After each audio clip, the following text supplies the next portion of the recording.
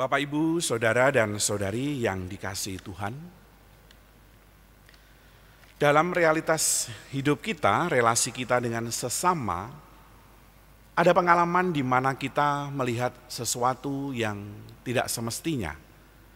Orang dalam kesalahan atau dosa, orang dalam pelanggaran atau penyimpangan dalam perilaku hidupnya. Dalam kacamata iman, orang jatuh di dalam dosa. Pertanyaannya kemudian, pada saat sesama kita melakukan kesalahan, pelanggaran, ataupun dosa, lalu bagaimana sikap kita? Tuhan Yesus memberikan kepada para murid-Nya sebuah wejangan. Bagaimana mereka menghadapi saudara mereka, orang lain yang berbuat dosa. Yesus mengatakan, apabila saudaramu berbuat dosa, tegurlah dia di bawah 4 mata. Jika ia mendengar nasihatmu, selesailah. Jika ia tidak mendengar, engkau bawalah seorang atau 2 orang lagi, supaya keterangan dari 2 atau 3 orang saksi perkara itu tidak disangsikan. Pertama-tama Tuhan Yesus mengajak kita, para rasul-Nya, untuk mencoba memberikan sebuah masukan, koreksi atas orang yang berbuat dosa itu dengan cara apa?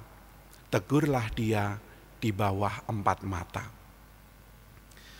Mari coba kita renungkan bagaimana selama ini kita bertemu dengan orang yang melakukan kesalahan. Kita seringkali sulit untuk memberikan yang namanya kritik, masukan, koreksi. Bukan hal yang mudah bagi kita untuk melakukannya. Mungkin sudah ada yang biasa melakukan kritik, lalu juga berkomunikasi secara baik. Tapi tidak sedikit pula yang dimana kita mengalami kesulitan untuk itu. Biasanya kalau orang itu mau memberi masukan kemudian buntu, ya sulit nih memberi masukan, ya, tidak enak dan sebagainya. Lalu apa kira-kira cara yang ditempuh? Apa Bapak Ibu? Cara apa yang ditempuh kemudian orang pada saat untuk memberi masukan itu sulit, sungkan, ya, tidak enak dan sebagainya. Orang kerap kali memilih cara ngerasani, ya, membicarakan di belakang, melihat orang lain berbuat dosa, orang lain salah, ya, orang lain di dalam situasi yang penuh pelanggaran. Kita itu bukannya kemudian datang untuk 4 mata memberi masukan, tapi cara yang populer di antara kita sering kita pilih, yaitu apa? Ngerasani. Ya. Ngerasani itu menjadi bagian dari kita yang kemudian merasa sudah bisa memberikan masukan, padahal sama sekali itu tidak menjadi sebuah koreksi atau masukan karena tidak sampai kepada orang yang berbuat dosa itu. Yang kita ajak rasani tentu bukan orang yang bersalah, tapi orang lain. Itulah cara yang populer yang seringkali kita tempuh. Hari ini Tuhan Yesus mengajak kita untuk, ya, mewujudkan bagaimana hukum Taurat mengajarkan kepada kita kasih kepada sesama, sebagaimana surat Paulus kepada jemaat di Roma dalam bacaan yang kedua tadi. Rangkuman dari hukum Taurat adalah apa? Kasihilah sesamamu manusia seperti dirimu sendiri. Maka pada saat sesamamu itu berbuat dosa, kalau engkau menganggap itu sebagai dirimu sendiri, maka terbukalah, beranilah untuk kemudian mengajak bicara. Tegurlah dia di bawah 4 mata, mau mengatakan sebuah cara yang penuh dengan perhatian, cinta kasih dan pengorbanan. Bukan dibicarakan di tempat lain keburukannya, ya, bukan dirasani, atau bukan kemudian kita mengajak orang untuk menghakimi mereka yang bersalah itu, tetapi lebih untuk datang kepadanya secara 4 mata lalu kemudian mengatakan kritik kita dan masukan kita. Memang budaya kita adalah budaya yang tidak gampang untuk mengkritik, ya. Orang itu kalau dikritik seringkali reaksinya kemudian tidak enak, ya. Mulai dari telinganya merah, ya, ini Secara fisik kalau sudah dibicarakan, dikritik kesalahannya, kemudian telinga kita tuh merah. Tandanya untuk apa? Marah, tidak suka. Ya, menahan diri untuk marah, lalu kemudian akhirnya menjauh. Menjauhi orang yang mengkritik itu sebuah resiko kemudian pada saat kita memberikan kritikan. Budaya kita seringkali menjadi pengkritik adalah menjadi pribadi yang sangat-sangat sulit di dalam kehidupan bersama. Kadang dibenci, ya, kadang dijauhi bahkan. Orang kemudian menganggap bahwa orang yang mengkritik adalah musuh.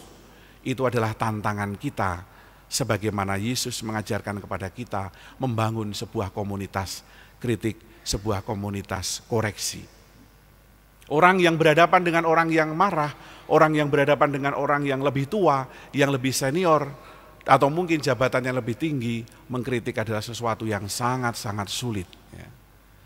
Ini saya mendapatkan kritik dari seseorang, umat, ya, dan mau mengkritik saya itu saya melihat perjuangan dari Bapak ini luar biasa. Dia mengatakan, Romo, kalau boleh saya memberi masukan untuk Romo. Ya, silahkan Pak, bagi saya inilah cara 4 mata Bapak itu datang kepada saya. Lalu dia mengatakan, sebelumnya saya minta maaf ya Romo ya. Nah ini, belum sudah minta maaf. Belum memberikan sesuatu masukan sudah minta maaf. Ya, mungkin melihat saya sebagai pastor, lalu kemudian, iya Pak, belum sudah saya maafkan pasti. Lalu dia mengatakan, Romo jangan tersinggung ya. Waduh, ada tambahannya lagi nih. Jangan marah, jangan tersinggung ya. Lalu sekali lagi saya mohon maaf Romo, mungkin tidak sopan saya ngomong kepada Romo ini. Tambah lagi tidak sopan. Lalu apa sih Bapak yang ingin Bapak katakan? Saya pengen mengkritik Romo karena apa? Romo itu kalau memimpin misa kok pakai sandal. Ternyata kritiknya hanya seperti itu Bapak Ibu. Mau mengatakan kepada saya sebuah masukan, Mbok Romo itu kalau memimpin misa pakai sepatu. Itu ternyata tidak mudah bagi seorang umat. Butuh suatu pendekatan, minta maaf, jangan tersinggung, mohon maaf kalau saya tidak sopan. Padahal yang diberikan masukan adalah sesuatu yang baik. Ya. Dan memang waktu itu saya merasakan dan menyadari ya selama ini kalau saya mimpin misa, memang pakai sandal Bapak Ibu, kadang-kadang pakai sandal jepit. Yang ternyata itu bagi umat kemudian menggelisahkan. Ya, saya mengatakan kepada Bapak itu, terima kasih Bapak ya, jangan takut saya tidak tersinggung. Saya akan belajar bagaimana memimpin misa menggunakan sepatu. Ya, saya harus belajar ternyata Bapak Ibu karena selama itu kemudian belum pernah. Dan kemudian kalau saya sekarang menjadi biasa pakai sepatu mimpin misa ini bukan dari kehendak saya pribadi. Ini juga sebuah perjuangan dari kritikan umat yang saya rasa baik. Ya.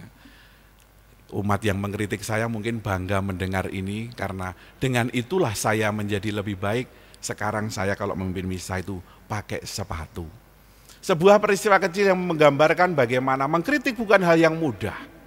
Bukan hal yang sulit berhadapan dengan situasi orang yang kadang lebih senior, orang yang kadang mudah marah mungkin, dan inilah tantangan kita.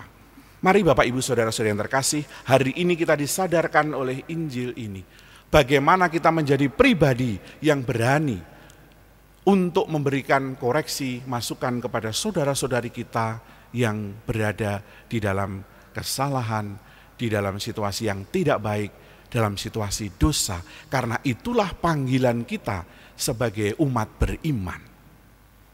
Tetapi kita juga dipanggil untuk menyadari betapa sulitnya orang untuk menerima kritik itu, maka kita pun dipanggil untuk menjadi pribadi yang rendah hati. Maka pada saat ada orang yang memberikan kepada kita masukan, memberikan kepada kita koreksi, mari kita punya telinga yang lebar untuk mereka. Punya hati yang lapang untuk mereka dan punya kerendahan hati di hadapan mereka. Kritik mungkin bagi kita sulit atau mungkin kadang tidak mudah kita terima, tapi mari kita sadari pada saat kita kemudian punya telinga yang lebar, pada saat kita punya hati yang lapang, punya kerendahan hati dan kesabaran, maka kritik itu akan berbuah kebaikan untuk hidup kita. Mari para saudara-saudari yang terkasih, di hadapan Tuhan kita menjadi pribadi yang mau menjadi bagian dari komunitas yang memberikan pertolongan kepada sesama yang jatuh dalam kesalahan, tapi kita sendiri juga menjadi pribadi yang mudah, mau, dan sudi untuk mendengarkan kritik dan masukan dari sesama kita. Inilah wujud orang beriman, mau dengan rendah hati mendengarkan apa yang Tuhan katakan lewat orang-orang di sekitar kita. Berkat Tuhan melimpah untuk kita semuanya. Amin.